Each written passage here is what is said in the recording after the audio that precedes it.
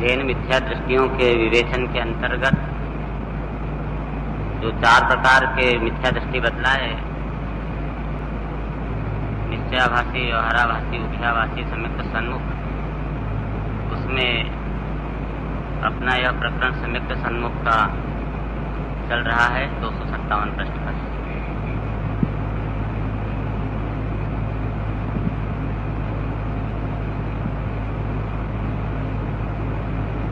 वास्तव में सबसे ज्यादा इस जीव के लिए यदि कष्ट का, दुख का कारण है तो वह मात्र एक मिथ्यात्व है। मिथ्या दर्शन का दूसरा नाम मोह है। मोह ग्रंथि भी इसे बोलते हैं। प्रवचन सार की 196 नंबर की गाथा में उसे मोह ग्रंथि शब्द दिया, मोह ग्रंथि के नाश होने पर। मिथ्या दर्शन के संबंध में बहुत परिभाषाएं शास्त्र में लिखी हैं कि जैसे ये कहा कि जब तक यह जीव कर्म चेतना और कर्म फल चेतना में यह मैं हूं ऐसा अनुभव करता है तब तक मिथ्या दृष्टि है। पंचाध्यायी की 972 नंबर से 975 नंबर तक की गाथा है। दूसरा, जब तक यह आत्मा अपनी आत्मा को 9 तत्वों के भेद रूप अनुभव करता है और सामान्य रूप से अनुभव नहीं करता, तब तक मिथ्या दृष्टि है। पंचाध्यायी 983 नंबर से 996 नंबर तक की गाथा है। ऐसा ही और गाथाएं प्रवचन सार में 83 नंबर की गाथा है, जिसमें बताया कि यह आत्मा जब तक द्रव्य, गुण और पर्याय के संबंध में मुढ़ है तब तक मिथ्या दृष्टि है। अर्थात द्रव्य, गुण, पर्यायों में मुढ़ भाव माने मूर्खता का भाव, उसका नाम मोह है। इसी तरह प्रवचन सार की 94 नंबर की गाथा में ऐसा कहा कि असमान जाति जो द्रव्य पर्याय है उसमें एकत्व बुद्धि, उसका नाम मोह है। कौन सी गाथा? 94 प्रवचन सार की। इसी प्रकार यहाँ जो समय सार की 19 नंबर की गाथा है, उसमें ऐसा कहा कि जो द्रव्य कर्म, भाव कर्म और नो कर्म में एकत्व बुद्धि है उसका नाम मिथ्या है। समय सार 19। ऐसे ही प्रवचन सार की 314 नंबर की गाथा है, उसमें ऐसा कहा कि जब तक यह आत्मा प्रकृति के अनुसार उपजता और विनष्टा है, अर्थात जब तक यह आत्मा कर्म की प्रकृतियों के अनुसार उपजना विनष्टना नहीं छोड़ता, तब तक वह मिथ्या दृष्टि है, अज्ञानी है और असंयत है।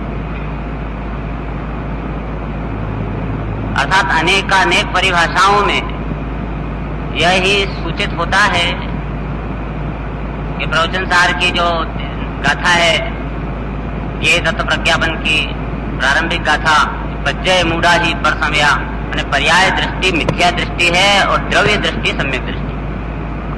मूलभूत बात यह है, पर्याय दृष्टि मिथ्या दृष्टि और द्रव्य दृष्टि सम्यक दृष्टि। तो गुरुदेव ने तो वहां स्वाध्याय मंदिर में सोनगढ़ में बड़े बड़े अक्षरों में लिखा दिया था, द्रव्य दृष्टि सम्यक दृष्टि। यह मुमुक्षुओं का मूल मंत्र है, द्रव्य दृष्टि सम्यक दृष्टि। पर वो द्रव्य, वो अर्थ द्रव्य वाली बात यहाँ नहीं है। नहीं तो लोग कहते थे कि द्रव्य दृष्टि अर्थात ये सब सोनगढ़ियों में पैसे वालों की, जो जिसकी पैसे पर दृष्टि है वो सोनगढ़िया, क्योंकि द्रव्य दृष्टि सम्यक दृष्टि वो द्रव्य नहीं है। ये द्रव्य तो यहाँ अंदर है, भगवान परिपूर्ण अनंत अनंत गुणों की खान, तो अनादि अनंत सत्ता है, यह द्रव्य है। और यह द्रव्य है सो मैं हूँ ऐसी अनुभूति करना, यह है सो मैं हूँ ऐसी श्रद्धा करना, उसका नाम सम्यक दर्शन है, जो श्रद्धा अनुभूति के काल में होती है। माने ये द्रव्य त्रिकाली जो ध्रुव है, यह मैं हूँ ऐसे उसमें एकाग्र होकर अनुभव के काल में जो प्रतीति उत्पन्न होती है, द्रव्य में अहम पने की, मैं पने की, बस उसका नाम सम्यक दर्शन है। वो सम्यक दर्शन हुआ कि ये समझना चाहिए कि अपने द्रव्य के खजाने का ताला खुल गया है, इसका नाम सम्यक दर्शन। सम्यक दर्शन के ऐसी भी परिभाषा हो सकती है कि अपने अनंत अनंत गुणों का जो रत्न का भंडार है उसको खोलने के लिए, उसमें जो मिथ्या दर्शन का ताला लगा हुआ है उसको खोलने के लिए सम्यक दर्शन चाबी है। सम्यक दर्शन हुआ, ताला खुला तो अनंत अनंत गुण संपदा इसकी पर्याय में बिखर जाती है। अनंत सारी पर्याय जो जो निर्मल होना चाहिए, जो निर्मल कैसी होगी कि जैसा द्रव्य होगा तैसी होगी, तो द्रव्य भगवान है तो पर्याय भी भगवान बन जाती है। जीव का वह दुख दारिद्र्य कष्ट मिट जाता है, चतुर्गति का परिभ्रमण टल जाता है और स्थायित्व में मोक्ष में वह विश्राम करता है, ध्रुव अचल और अनुपम गति को प्राप्त करता है। यहाँ उसी सम्यक दर्शन के पास पहुंचाने की बात चल रही है, सम्यक सन्मुख। वही सम्यक दर्शन माने आत्मा के भंडार का ताला खोलने के पास आ गया है, माने माल इसको मिलने वाला है, उसका नाम सम्यक सन्मुख। मिला नहीं है पर मिलने वाला है, वसीयत इसे मिली नहीं है पर वसीयत मिलने वाली है, ये सम्यक सन्मुख। ऐसा यह जीव सम्यक सन्मुख होने के लिए उसे क्या चाहिए, क्योंकि उसके लिए भी इतना सा ज्ञान का उघाड़ चाहिए कि वह अपना तत्व का विचार कर सके। जिस ज्ञान में तत्व का विचार करने की सामर्थ्य पैदा हो जाए, यानी तत्व निर्णय करने की, विचार की बात नहीं है, निर्णय की है, तत्व निर्णय करने की जिसमें सामर्थ्य आ जाए, उस ज्ञान को यहाँ क्षयोपशम कहते हैं, क्षयोपशम लब्धि कहते हैं। वह उसकी प्रथम पात्रता है। यह नहीं होगा ज्ञान तो फिर वो सम्यक दर्शन प्राप्त करने के लायक नहीं है, अभी नालायक है। नालायक मतलब अभी उसका काल लब्धि ऐसे जीव के लिए कहा जाता है कि उसके अभी काल लब्धि नहीं पकी है, अभी अल्पोनाहार नहीं है, या मक्खी मच्छरों को कोई सम्यक दर्शन हो जाएगा क्या, या उसे हम तत्व का उपदेश देंगे तो वो समझेंगे। इसलिए अभी तो उनको तो ये कह सकते हैं कि काल लब्धि नहीं पकी है, होनहारी नहीं है, तो वो क्या करें। लेकिन जिसके ज्ञान में उघाड़ आ गया, सैनी पंचेंद्री, वो उस जीव को उतने इस ज्ञान के अंदर सामर्थ्य है, वो सामर्थ्य को प्रकट न करे और अपने उस सामर्थ्य को टीवी में, सिनेमा में, ये उपन्यास के पढ़ने में, समाचार पत्रों के पढ़ने में, लड़ाई झगड़े में, निंदा प्रशंसा में अपने इस ज्ञान को लगाता रहता है, तो ये अपने संपूर्ण ज्ञान की बर्बादी करता है। वो क्षयोपशम लब्धि की उपलब्धि वह रत्नत्रय की उपलब्धि के लिए थी, जिसके जगह विषयों के चिंतन की उपलब्धि की, अर्थात दुख को प्राप्त किया, दुख की उपलब्धि में लगा दिया। ये कैसा है, ये प्रश्न दिया इसमें, एक ये प्रश्न आया था थोड़ा कल के लिए, पहले ही प्रश्न है ये। हाँ, क्षयोपशम लब्धि का उपयोग विषय भोगों के चिंतन में लगाना कैसा है, कि जिस लब्धि के द्वारा तत्व विचार किया जा सकता है। ये ज्ञान की ताकत तो ये कि इस ज्ञान में तत्व विचार किया जा सकता है, और उसे टीवी में, उपन्यास आदि में लगाना करना ऐसा है जैसे कि जिस खेत में केसर उत्पन्न हो सकती है उसमें विष वृक्ष बोना। कहाँ वो इतना लाभ उठा सकता था, कहाँ जहर बोया है अपने मरने के लिए। ऐसा ही यहाँ पे जो ये अपने क्षयोपशम लब्धि प्राप्त हुई है तो सम्यक सन्मुख हो गया है, ऐसा नहीं है। क्षयोपशम लब्धि प्राप्त हो गई, उसके बाद फिर विशुद्धि हुई, तो विशुद्धि हुई तो उसमें कषाय मंद हुई, कषाय मंद हुई तो वो तत्व विचार करने की जो सामर्थ्य थी, तत्व निर्णय करने की जो सामर्थ्य थी, वो सामर्थ्य को प्राप्त करने के लिए इसने गुरु को ढूंढा। कहने में आता है कि गुरु को ढूंढा, पर इसने अपनी जब पात्रता बनाई, मैंने मंद कषाय हुई और उसमें ऐसा भाषित हुआ कि मुझे कुछ भी हित करने के लिए कुछ अपना असली स्वरूप क्या है जीवन का, अपने आप का, मैं कौन हूँ, ऐसा जो इसका परिणाम आया तो उसको सहज ऐसा पुण्य का योग बना के देव शास्त्र गुरु मिल गए। क्या ये कोई ऐसा कहते हैं कि साहब ऐसा है कि आप लोगों को तो गुरुदेव की देशना लगी थी, लेकिन हमारे थोड़े अभी कौन सम्यक दृष्टि है, कहाँ देशना है, नहीं तो देशना लब्धि मिलेगी कैसे, और नहीं मिलेगी तो हम सम्यक सन्मुख कैसे होंगे, सम्यक सन्मुख नहीं होगा सम्यक दृष्टि कैसे बनेंगे। ये सबके अंदर प्रश्न है ना। तो ये जो प्रश्न है ये प्रश्न उनके हृदय में है जो निमित्त का स्वरूप नहीं जानते, और जो इस देशना लब्धि को निमित्त के अधीन बनाती है, वो ऐसा समझते हैं, वे ऐसा निर्णय करते हैं। वास्तविक बात क्या है? वो ये है कि जब इसके उपादान में ऐसी भावना जागृत होती है कि मैं मेरा हित करूं, चाहे जो हो जाए, मुझे द्रव्य की प्राप्ति होना चाहिए, पर्याय दृष्टि छूटना चाहिए और द्रव्य दृष्टि होना चाहिए, ऐसा जब इनका हृदय झंकृत हो उठे, यानी इतनी पात्रता बनाए, तत्व विचार शास्त्र पढ़ करके, अन्य क्लासों में अटेंड करके, अर्थात बराबरी के लोगों के साथ में, साधर्मियों के साथ तत्व चर्चाएं करके, और यह सारी पात्रता बनाकर रखे और तड़प उठे सम्यक दर्शन के लिए या द्रव्य की प्राप्ति के लिए, इसकी पर्याय तड़प उठे। हमको तो तड़प नहीं, हम तो भगवान है। जब ऐसी स्थिति हो जाए तो फिर उसे गुरु ढूंढना नहीं पड़ता, वो उसे गुरु आसमान से उतर के आके देशना दे जाएंगे। वो आँख खोलेगा तो वह सम्यक दृष्टि बैठा रहेगा और उसको पता भी नहीं चलेगा सम्यक दृष्टि है, उसकी देशना दे वो लागू पड़ जाएगी। इतना सहज स्वरूप है ये देशना का कि इसके लिए गुरु के खोज करना पड़ेगी और चाहे जहाँ उसके लिए ढूंढते फिरते रहे, ऐसा नहीं है कुछ। आप अपनी पात्रता बनाओ तो सहज आपके परिणाम आ जाने के, आने के ये सब बन जाएंगे और सच्चे गुरु मिल जाएंगे और तुम्हें देशना हो जाएगी। माने देशना लब्धि के लिए कभी रुकना पड़े, ऐसा कभी तीन लोग तीन काल में होता ही नहीं। ये सहज योग है सब। इसलिए टोडरमल जी ने तो ऐसा कहा कि तो पुरुषार्थ कर, यह सीधा ऐसा कहा है।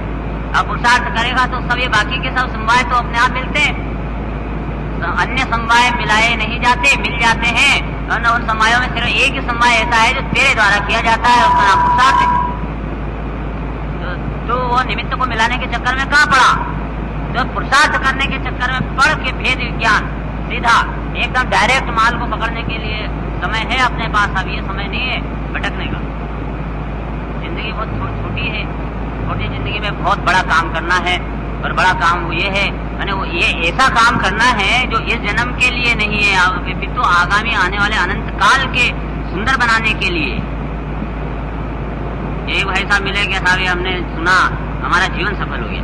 भाई साहब जीवन सुनने से सफल नहीं होता है, अभ्यास तो उसके बाद ही अन्य लब्धियां और बनाओ, आगे प्रायोगिक होगा, करण होगा, फिर सम्यक सन्मुख होकर के सम्यक दृष्टि बनेगा, तब जाके जीवन सफल होएगा। और जब जीवन सफल नहीं होगा, माने यह जीवन सफल नहीं होगा, पर इसके ये तो नींव बन जाएगा, आने वाला आगामी अनंत काल सफल हो जाएगा। वो श्रीमद् राजचंद्र के शब्दों में वो कि अपने दुख के लिए अनंत भाव देने, अपने विषय भोग के लिए, अपने शरीर के लिए अनंत भाव देने बिगाड़े, परंतु एक भाव तू अपनी आत्मा के लिए लगा दे, क्योंकि इस एक भाव में अनंत काल के लिए व्यवस्था करना है। इसलिए उसको इस भाव में कितनी जागृति चाहिए, कितना विवेक चाहिए। न आचार्यों ने कोई प्रेरणा के देने में कोई कसर नहीं छोड़ी है। यह न समझना कि कोई हमें प्रेरणा देने वाला था, जगाने वाला ही नहीं मिला। अलार्म तो हम क्या करें, अलार्म ही नहीं था, हमारी नींद नहीं खुली। ये भ्रम में मत रहना, ये सब अलार्म है, ये सब परमेश्वरी का जो सानिध्य मिल गया है, ये सब देशना है, देशना लब्धि है। ये सब तो जैसे डॉक्टर साहब ने रात को इशारा भी किया था देशना लब्धि में कि भाई साहब देशना लब्धि के लिए वो कब मिलेगी कि विशुद्धि होएगी। और विशुद्धि का अर्थ ये है कि गुरु के प्रति इतना समर्पित भाव आएगा उसका कि वो चाहे वो तेरे सारी सभा के अंदर तेरे को डांट दे तो छोड़ के सभा नहीं भाग जाएगा कि क्या आप मेरे को समझते हो, मेरे को वैसे ही समझ रखा है सारे सब लोगों के सामने। तो इतनी उसकी पात्रता बन जाएगी कि तब जाकर के वो गुरु के वचन उसके हृदय के अंदर उतरने लग जाएंगे। क्या वो तो आता है ना दुहा, यह तन तो विष की बेलरी गुरु अमृत की खान। क्या यह तन तो विष की बेलरी गुरु अमृत की खान। शीश उतार गुरु मिले तो भी सस्ता जान। वह गुरु की प्राप्ति वो बहुत सस्ती है यदि तेरे को सिर उतार के भी देना पड़े। इतनी अंदर में विशुद्धि भाव आ जाए तब वो गुरु के वचन, गुरु की श्रद्धा के बिना गुरु के वचन हृदय में प्रवेश नहीं करती। इसलिए अपने यहाँ पहले ज्ञान देने के पहले देव शास्त्र और गुरु का श्रद्धान कराया है। जो श्रद्धा करेगा तब उनके वचनों की प्रतीति होगी, क्योंकि उन देव शास्त्र गुरु की श्रद्धा के बिना उनके वचनों की प्रतीति नहीं होती है। सम्यक्त सन्मुख मिथ्या दृष्टि, इसके अंदर जो नवा अधिकार है उसमें सम्यक्त के विभिन्न लक्षणों का समन्वय का एक प्रकरण है, जो अपने यहाँ पे चल चुका है क्लास में, यही जयपुर की क्लास में। तो उसमें जो प्रश्न वो है, तो उसमें आया है लक्षणाभासों का, लक्षणाभास का क्रम, सम्यक्त के लक्षण का क्रम नहीं, सम्यक लक्षणाभास का क्रम बताया है। क्योंकि सम्यक दर्शन के लक्षण किसको प्रकटेंगे? वो तो सम्यक दृष्टि को होंगे, क्योंकि सम्यक दर्शन के लक्षण क्या है? तो वो सब कि वो स्वपर तत्वा सिद्धांत, स्वपर का सिद्धांत, आत्म सिद्धांत और देवशास्त्र गुरु का सिद्धांत, ये सम्यक्त के लक्षण है ना। भाई लक्षण किसमें होते हैं? लक्ष्य में होते हैं ना, लक्ष्य की प्राप्ति हो गई हो जिसे, उसमें लक्षण होते हैं। सम्यक दर्शन के लक्षण है तो जो सम्यक दृष्टि होगा उसमें पाए जाएंगे, मिथ्या दृष्टि में कहां से पाए जाएंगे? क्योंकि फिर मिथ्या दृष्टि को भी तो पाए जाते हैं, उनका क्या नाम होगा? ये उनका नाम लक्षण नहीं होगा, लक्षणाभास होगा। और लक्षणाभास भी का भी क्रम होगा, कि पहले लक्षणाभास ही होंगे और फिर लक्षण होंगे। प्रथम क्रम ये है। तो उन्होंने लक्षणाभास का जो क्रम दिया तो उसमें यह दिया कि पहले देव शास्त्र गुरु की श्रद्धा हो, लक्षणाभासों के क्रम में। लक्षण के क्रम में क्या आएगा कि पहले 7 तत्व का सिद्धांत, नंबर 2 सबर का सिद्धांत, नंबर 3 आत्म सिद्धांत और नंबर 4 देव शास्त्र गुरु का सिद्धांत। लक्षणों में पढ़ना उसको बहुत, उसका भी बहुत रहस्य है कि वो चौथे नंबर पे देव शास्त्र गुरु का सिद्धांत क्यों दिया। लेकिन जब लक्षणाभास का क्रम आएगा, मैंने मिथ्या दृष्टि जो क्रम से चलेगा, लक्षणाभासों में चलेगा पहले, तो उसमें जो क्रम आएगा, तो पहला नंबर आएगा देव शास्त्र गुरु का सिद्धांत, नंबर 2 7 तत्व का सिद्धांत, नंबर 3 स्वपर का सिद्धांत, नंबर 4 स्व सिद्धांत। ऐसा उसका लक्षणाभासों का क्रम दिया जाएगा। और फिर ये लिखा कि ये क्रम का भंग करके कोई जीव, जिसे देव शास्त्र गुरु की तो श्रद्धा है नहीं, लेकिन अपने ज्ञान की तीक्ष्णता और प्रबलता के कारण ये जो तत्व विचार आदिक में माने स्वपर के सिद्धांत में आत्म सिद्धांत के लिए प्रवर्तन करते हैं, वे सब मायाचारी करते हैं, वे मिथ्या दृष्टि है, उन्हें सम्यक दर्शन की प्राप्ति नहीं होती। देव शास्त्र गुरु के सिद्धांत के बिना तो 7 तत्व का सिद्धांत खूब कर ले, खूब विचार कर बुद्धि के प्रवर्तन से पर्याय छे, द्रव्य छे, पर्याय भिन्न छे, द्रव्य भिन्न छे,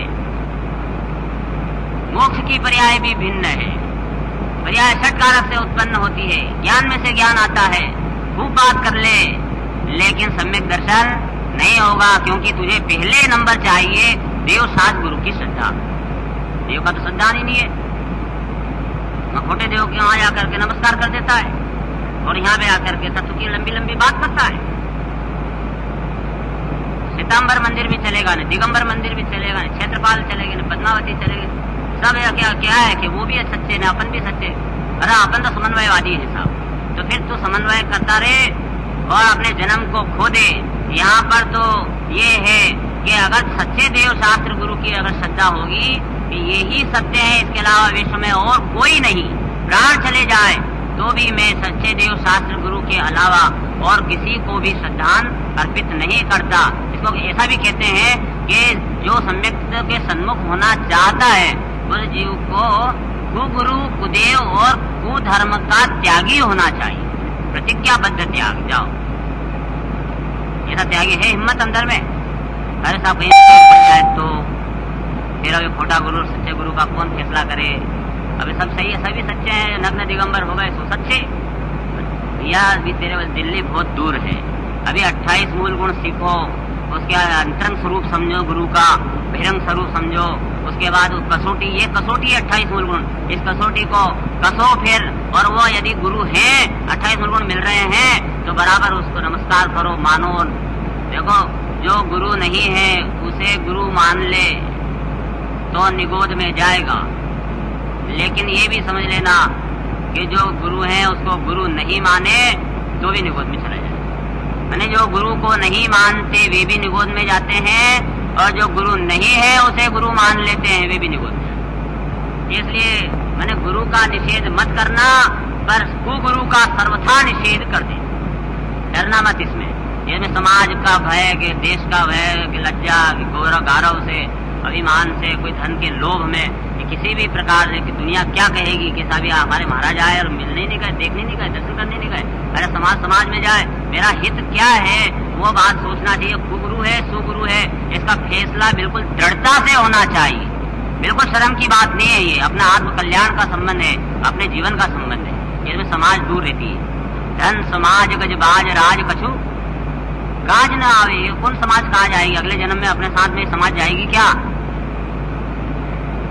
ऐसा है कि सामाजिक प्राणी बन के रहना चाहिए, तो तुम्हें सत्य स्वीकार करो और तुम भी सत्य स्वीकार करने वाले की समाज में आ जाओ। और ये सब समाज का, ये क्या मुमुक्षुओं की एक समाज नहीं है, समाज है।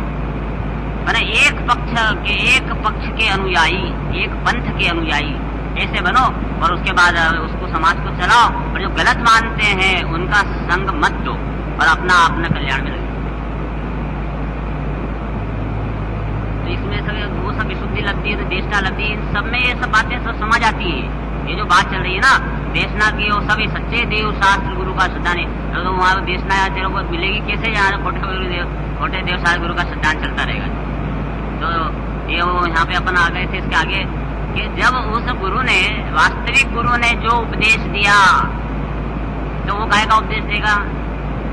जो वास्तविक गुरु होगा तो वो ये तो वो क्या कहेगा? शुद्धात्म तत्व का अनुग्रह पूर्वक उपदेश देगा। ये देगा भैया के जो है रात्रि भोजन छोड़ दो और ये चमड़े के जूते छोड़ दो, फिर ये सब अपने जरा ढंग से रहना चाहिए। भैया ये तो उपदेश जो है अन्यमति दे देता है। क्षमा रखना चाहिए, क्रोध नहीं करना चाहिए, लोभ नहीं करना चाहिए, मान नहीं करना चाहिए, मायाचारी नहीं करना चाहिए, तो अन्यमति का उपदेश है सभी। बहुत सारे लोग तो नीति के जितने वाक्य हैं वो सब ग्रहण कर लेते हैं और धर्म के नाम से ठोकते हैं, और लोगों को इतने सुहाते हैं कि साहब देखो अपने ये सासू बहू की बातें कैसे रहना चाहिए घर में, इन्होंने क्या गजब की बात बताई है। और भैया वो तेरा वो धर्म का उपदेश नहीं है रत्नत्रय प्राप्त करने का, लौकिक जीवन का उपदेश है जो कि धर्म से संबंध नहीं है। वो अन्यमति भी देता है, नेता भी खड़ा होकर चौराहे पर वो भाषण दे सकता है। सज्जनता रखना चाहिए साहब, तो ये है सज्जनता की बात, ठीक है, नैतिकता की बातें हैं ये। पर हमको यहाँ ये धर्म मिला है, ये तो रत्नत्रय की उपलब्धि के लिए मिला है। और रत्नत्रय की बात वह गुरु करता है कि नहीं करता है, भेद विज्ञान की बात करता है कि नहीं करता है? भेद विज्ञान की बात करने से तो चिढ़ आ रही है उसको, अगर रात्रि भोजन छोड़ देना चाहिए, तो वो सच्चा है कि खोटा है? जनता देखेगी देखो रात्रि भोजन तो छुड़वाया ना साहब इसने, पर ये भेद विज्ञान को मुंह पे नहीं आने दिया और ये शुद्धात्मा की बात नहीं करता है। ये शुद्धात्मा का शब्द बोल दे तो क्या सोनगढ़िया है? अरे सोनगढ़िया कहाँ शुद्धात्मा तो बस जिनवाणी के अंदर लिखा हुआ है, ये हजारों वर्ष पहले से और भगवान की दिव्य ध्वनि में आया है ये शुद्धात्मा शब्द। देखो तो मुझे तो इन बातों की खबर ही नहीं, ये वाक्य तो आपको सबको याद होना चाहिए पूरा एकदम शब्द से शब्द। अहो मुझे तो इन बातों की खबर ही नहीं, मैं भ्रम से भूलकर प्राप्त पर्याय ही में तन्मय हुआ, और इस पर्याय की तो थोड़े ही काल की स्थिति है और मुझे यहाँ सर्व निमित्त मिले हैं, इसलिए मुझे इन बातों को बराबर समझना चाहिए, क्योंकि इसमें तो मेरा ही प्रयोजन भाषित होता है। ये ऐसा पूरा वाक्य अच्छा याद करो, और इस वाक्य में फिर जो ये इन बातें आया इनमें हर बात को जोड़ो। कहो मुझे तो यह जीव तत्व की बात की खबर ही नहीं थी, मुझे तो यह सिद्ध दशा की बात की खबर ही नहीं थी, मुझे तो यह सम्यक दर्शन की बात की खबर ही नहीं थी। ये हर जगह जो उपदेश मिले गुरु का, उसे इन बातों की जगह उस गुरु के हर शब्द में लगाओ। इन बातों की खबर ही नहीं, और इसमें आया भ्रम से भूलकर प्राप्त हो रहा है, इसलिए मुझे इन बातों, फिर आया इसमें, इसलिए मुझे इन बातों को बराबर समझना चाहिए।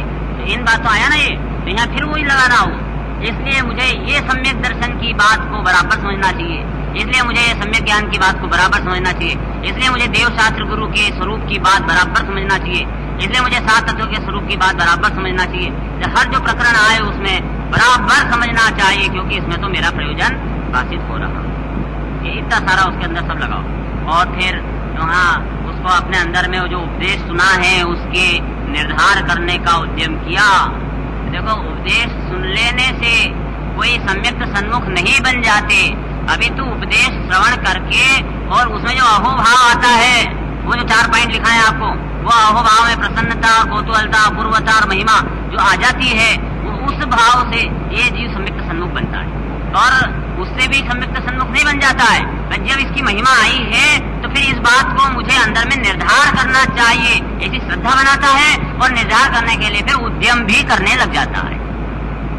उद्यम करने लग जाता है मतलब प्रयत्न करने लग जाता है। प्रवचन सार में उसको प्रयत्न आचरण, जैसा प्रयत्न शब्द दिया, ये वो उद्यम करने लग जाता है। ऐसा विचार का जो उपदेश सुना उसके निर्धार का उद्यम करता है, मैंने उस बात को अंदर में बिठाना।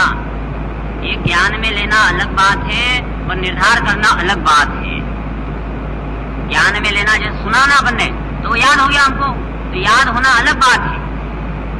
अब उस याद हो जाने के बाद उस तत्व को ऐसा ही है अन्यथा नहीं, ऐसा निर्णय करना ये अलग बात है। मतलब में से भाव भाषण करना ये बिल्कुल अलग बात है।